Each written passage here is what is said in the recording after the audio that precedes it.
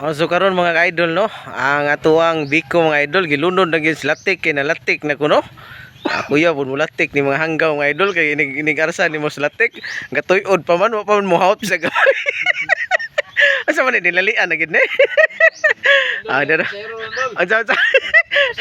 Dago pa zero kuno.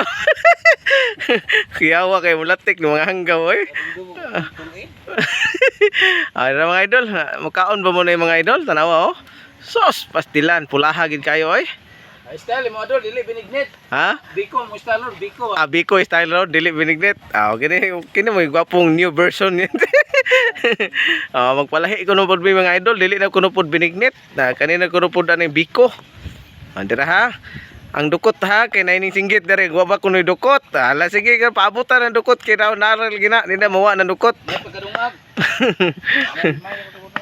Dira mga idol. Isugdan na gid ha. Isugdan na gid lunod ha. May gyud pagdungag ba? Nang na-stock good kay ihulat ang imong 1 kilo. Gamulog ng lugaw. Mo gani. Labi na kanon. Wala ka tawag lugaw uga na. Dilug ang uga ko no. Kana pong uban magbiko mga idol ba tinga ko kay lunlon man dukot ibabaw dukot pud ilalom. Sa man ginsa man pagbiko na. Ha? Kana butangan taklob ila na sen. Tiyo kay dukot babaw dukot pud ilalom. Kayo si babaw. Nandira mga idol, pastil lamian na kayo, gimikos-mikos na, gibutangan pag mani.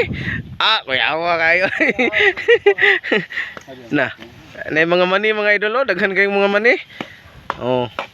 Yawa kayo. Special gini no, special gid kayo ri. Lamro maglas idol. Bro wag ka. Daghan mang sabaw di ay. Kayo. Wag dahon saging.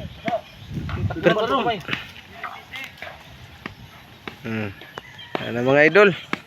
Yaon na ta karon.